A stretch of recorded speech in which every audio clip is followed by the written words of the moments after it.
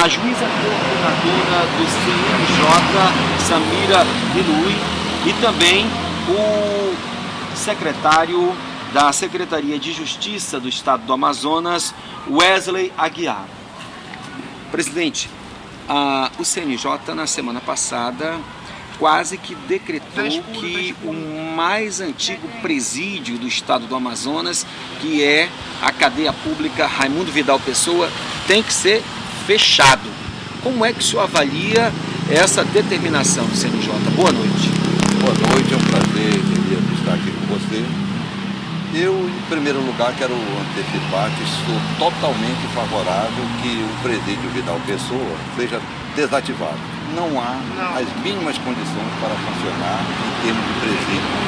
Quando se fala em presídio, se fala em crime, ódio, armado, vem sempre aquela lembrança de que a finalidade principal da pena é a ressocialização do indivíduo, do apenado. E se imagina como alguém consegue se ressocializar, sair do presídio em boas condições para prestar serviço à sociedade, vivendo no verdadeiro inferno, numa masmorra medieval, sem as mínimas condições.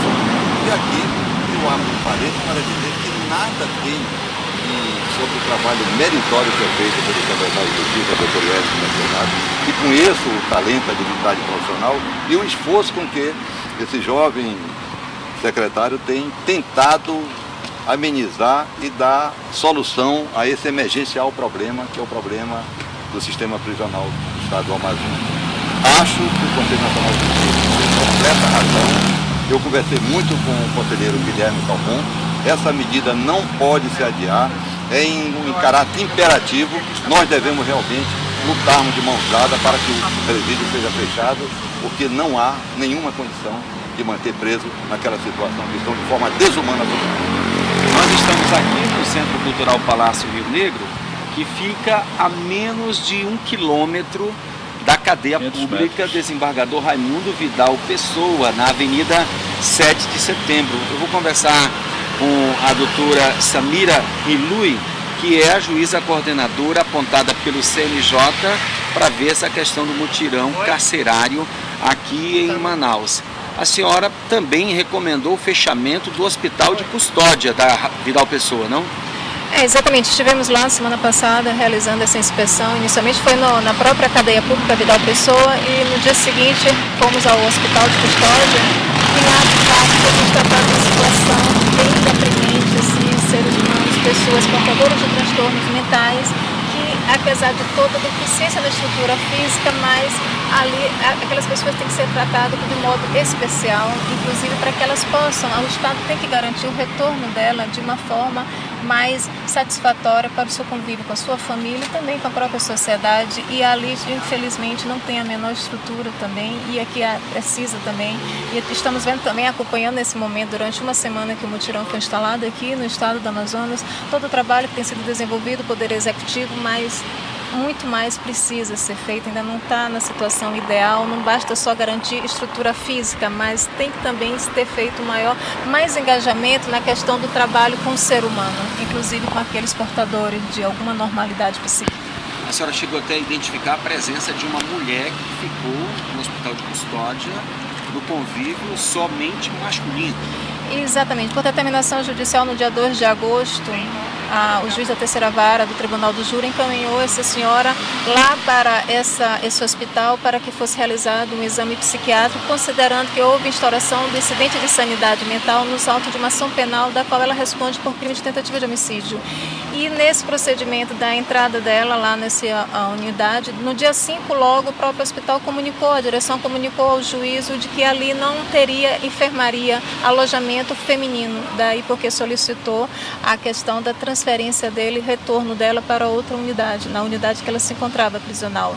Infelizmente ela passou 50 dias lá, em local inadequado, aguardando posicionamento judicial que não foi realizado. Então, somente após uma inspeção foi que, entrando em contato a coordenadoria do mutirão entrou em contato com o juiz para que fosse tomada imediata providência, considerando que ali é um local incompatível para uma mulher aguardar a realização de exame e que nem chegou a ser realizada. Ela passou 50 dias lá, não foi realizado o exame segundo a direção do hospital porque não foram encaminhados os quesitos necessários para a médica psiquiátrica bem analisar a situação dessa senhora. Secretário Wesley Aguiar, boa noite. Qual é o quadro geral do regime carcerário hoje em Manaus? Boa noite, Elias. Boa noite à doutora Samira, ao desembargador Ari Moutinho e aos telespectadores do Amazonsat. O quadro hoje é de superlotação. Nós temos um excedente de mais de 5.000 detentos no estado do Amazonas. Todos sabiam, acho que há anos, que o sistema penitenciário do estado do Amazonas um dia poderia entrar em colapso, né? Nós não estamos ainda nesse colapso. Eu acho que nós temos saída, a solução. Agora é preciso trabalhar muito. Como bem falou aqui a doutora Samira e o próprio desembargador Ari Moutinho. Eu creio que as coisas estão convergindo para uma solução a médio prazo. Solução imediata é muito difícil. O problema do complexo da Vidal Pessoa, aquela unidade prisional, ela já funciona para esse fim há quase 100 anos. Então nós não conseguimos resolver assim de uma hora para outra, em meses, um problema que se arrasta há muito tempo. Todavia, o governo do estado do Amazonas está fazendo investimentos e o governador Almaziz espera que ainda na gestão dele, no segundo semestre do ano que vem, nós consigamos desativar o complexo da Raimundo Vidal Pessoa. Em janeiro do próximo ano, entregaremos a penitenciária, a cadeia pública feminina, na BR-174, e no segundo semestre do ano que vem entregaremos o Centro de Detenção Provisória 2. Então, essas medidas, somadas à parceria com o Poder Judiciário, nós cremos que vamos conseguir desativar aquele complexo. Quantos presos provisórios nós temos hoje no Amazonas? Certo. Hoje o percentual gira em torno de 65% de presos provisórios. Então, no universo aí de 8.000, com dados extraídos na data de hoje, 8.870 presos. Então nós temos aí cerca de 5.500 detentos, capital e interior no regime provisório. Muitos desses presos já deveriam estar soltos. Para você ter uma ideia, em menos de 4 dias da atuação do mutirão do Conselho Nacional de Justiça, nós já colocamos em liberdade mais de 250 presos. Ou seja, realmente havia um excesso de prazo, preso que estava de forma irregular, o que não é aceitável por ninguém. O mutirão é importante porque examina cuidadosamente cada processo, cada tipo de ação penal, cada situação do preso, se ele merece realmente a revogação de uma prisão preventiva, se há um excesso de prazo, se há uma mudança de regime. Há um trabalho incansável de todos os magistrados que estão envolvidos. Mas não precisa só isso. Precisa realmente uma dedicação maior de todos os magistrados na jurisdição criminal. Nós temos que cair na realidade. O sistema está superlotado, não se pode manter de forma desumana, cruel, os presos como estão convivendo atualmente em todos os estabelecimentos penais. Notadamente, onde eu visitei, onde eu posso falar, que é a penitenciária de Desembargador Vidal Pessoa, que está a menos de 1 quilômetro de todos nós.